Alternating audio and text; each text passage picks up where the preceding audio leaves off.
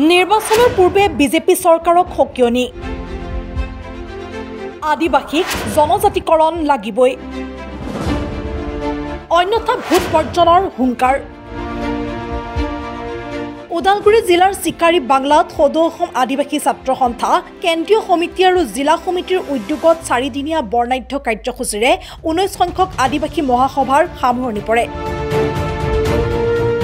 অন্তিম দিনৰ কাৰ্যসূচীত ছাত্ৰ সন্থাটোৰ নেতৃত্বই কয় যে বিজেপি চৰকাৰে আদিবাসী লোকসকলক জনজাতিকৰণ কৰাৰ প্ৰতিশ্ৰুতি দিছিল যদিও আজিলৈকে সেই মৰ্যাদা লাভ নকৰিলে 19তম আদিবাসী মহাসভা লগতে সদৌ অসম আদিবাসী ছাত্ৰ সন্থাই সদায় দীৰ্ঘদিনীয়া দাবী 1996 পৰা জন্মৰ লগ্নৰ পৰাই দীৰ্ঘদিনীয়া দাবী যে আদিবাসীসকলক জনজাতিকৰণ দিব লাগে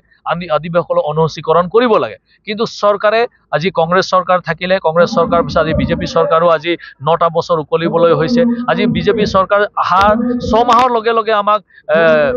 জনজাতিকৰণ আদিবাসীসকলক জনজাতিকৰণ দিয়া হ'ব বুলি তেওঁলোকে প্ৰতিশ্ৰুতি দিছিল কিন্তু এইবিলাক গোটেই বিষয়বোৰ আজিৰ তাৰিখত এটা ফপুলা বিষয় হৈ গৈছে এটা আমি দেখিব পাইছো যে তেওঁলোকে এটো ফুলজাৰি মাত্ৰ মাৰি পেলাই আমাৰ জনগোষ্ঠীটোৰ ভোট মাত্ৰ আদায় কৰাৰ এটা প্ৰচেষ্টাহে তেওঁলোকে চলাইছে কিন্তু আমাক যি সঁচাকৈ আমাৰ যি অধিকাৰ আছে আমাৰ যি মৰ্যাদা আছে এই মৰ্যাদা আমাক তেওঁলোকে দিব পৰা নাই আজিলৈকে আৰু তেওঁলোকে হয়তো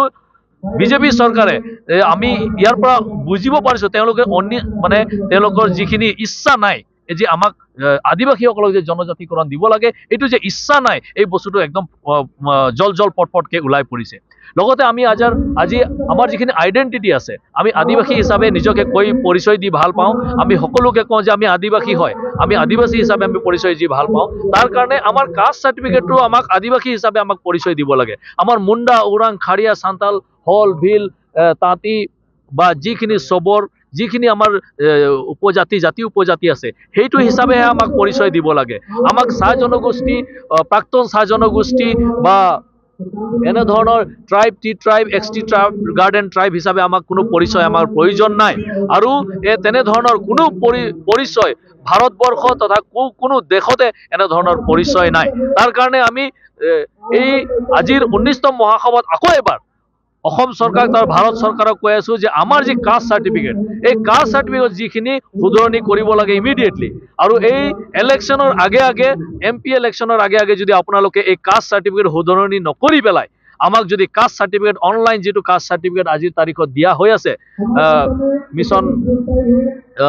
ভূমিপুত্ৰৰ জৰিয়তে এই কাষ্ট সাৰ্টিফিকেটটো কিন্তু আদিবাসী জনগোষ্ঠীয়ে কেতিয়াও একচেপ্ট নকৰে আৰু এই কাষ্ট সাৰ্টিফিকেট যেতিয়ালৈকে শুধৰণি কৰা নহব আমাক আদিবাসী হিচাপে মুণ্ডা ওৰাং খাৰিয়া হিচাপে যেতিয়ালৈকে আমাক পৰিচয় এই কাষ্ট সাৰ্টিফিকেট দিয়া নহব তেতিয়ালৈকে কিন্তু আমি কাষ্ট সাৰ্টিফিকেট আমি কেতিয়াও মানি নলওঁ তাৰ কাৰণে আমি এইটো 19তম আদিবাসী মহাসভাত আমি দাবী জনাই আছো লগতে আমাৰ যিখিনি মাটিৰ পট্টা আজিলৈকে আমাৰ মাটিৰ পট্টা দিয়া নাই হৌ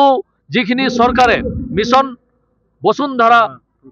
জৰিয়তে 1, 2 আৰু বিভিন্ন এতিয়া 3.0 আহিছে এই মিছন বসুন্ধৰাৰ জৰিয়তে আমাৰ যিখিনি জৰীপ হৈছে যিখিনি ৰেজিষ্ট্ৰেচন হৈছে কিন্তু তাৰ পিছত আমি দেখিব পাইছো যে 80 to 90% আদিবাসী সকলৰ মাটি ভূমি আজিলৈকে বঞ্চিত হৈছে মিছন বসুন্ধৰাৰ পৰা কিহৰ কাৰণে বঞ্চিত হৈছে আৰু তেওঁলোকক কৈছে যে তেওঁলোকক আমাক আদিবাসীসকলে 3 জেনেৰেশ্যনৰ কাগজ পত্ৰ দিব লাগিব 3টা জেনেৰেশ্যনৰ তেওঁলোকে নথি পত্ৰ দিব লাগিব তেতিয়াহে আমি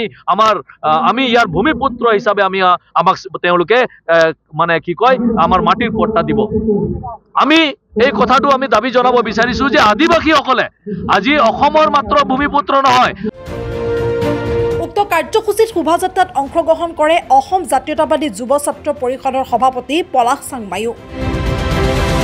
লগতে মুকলি সভাত আছাৰ কেন্দ্ৰীয় সভাপতি গুটুইন হেমব্ৰম মুখ্য উপদেষ্টা ষ্টিফেন লাকৰা জনজাতিৰ প্ৰমাণপত্ৰ শীঘ্ৰে প্ৰদান কৰক অন্যথা ভোট বৰ্জনৰো হুংকাৰ প্ৰদান কৰি চৰকাৰৰ বিৰুদ্ধে ক্ষোভ উজাৰে চৰকাৰে তেখেতসকলৰ দাবী বিজ্ঞানসন্মতভাৱে সমাধান কৰিব লাগে কাৰণ তেখেতসকলৰ দাবী আদিবাসী জনগোষ্ঠীৰ দাবী কিন্তু চৰকাৰে সেই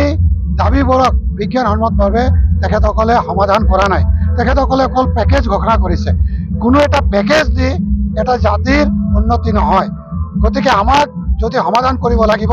আদিবাসীসকলক জনজাতিকৰণ কৰিব লাগিব আমাক ৰাজনীতি অধিকাৰ দিব লাগিব আমাক যিবিলাক অধিকাৰৰ পৰা বঞ্চিত হৈছো সেইবিলাক অধিকাৰৰ পৰা আমাক তেখেতসকলে সেই অধিকাৰবোৰ দিব লাগিব কিন্তু অকল পেকেজ ঘোষণা কৰি এটা জাতি জনগোষ্ঠীৰ কেতিয়াও উন্নতি হ'ব নোৱাৰে আৰু আমি দাবী জনাইছোঁ তেখেতসকলে পেকেজ দিছে তথাপি এতিয়ালৈকে কেই টকানো তেখেতসকলে দিছে আমি জনাত এতিয়ালৈকে যিখিনি টকা দিব লাগিছিল বিজেপি চৰকাৰে সেইখিনি তেখেতসকলে দিব পৰা নাই গতিকে দাবী জনাইছোঁ তেখেতসকলে সোনকালে সেইবিলাক পেকেজ ৰিলিজ কৰিব লাগে আৰু যিসকল কেডাৰ আছিল কেডাৰসকলক পুনঃস্থাপন দিব লাগে কিন্তু 60% কেডাৰে এতিয়াও কোনো ধৰণৰ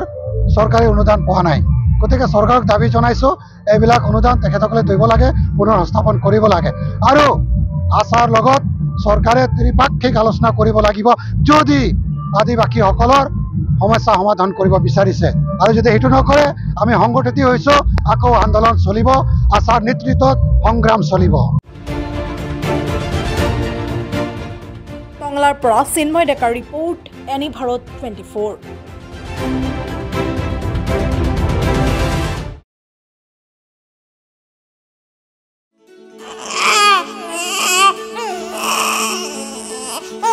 অভিনন্দন আপোনাৰ এজনী ছোৱালী জন্ম হৈছে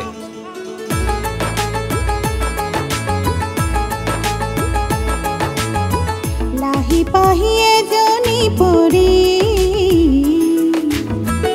আহিলে ঘৰখন উজলি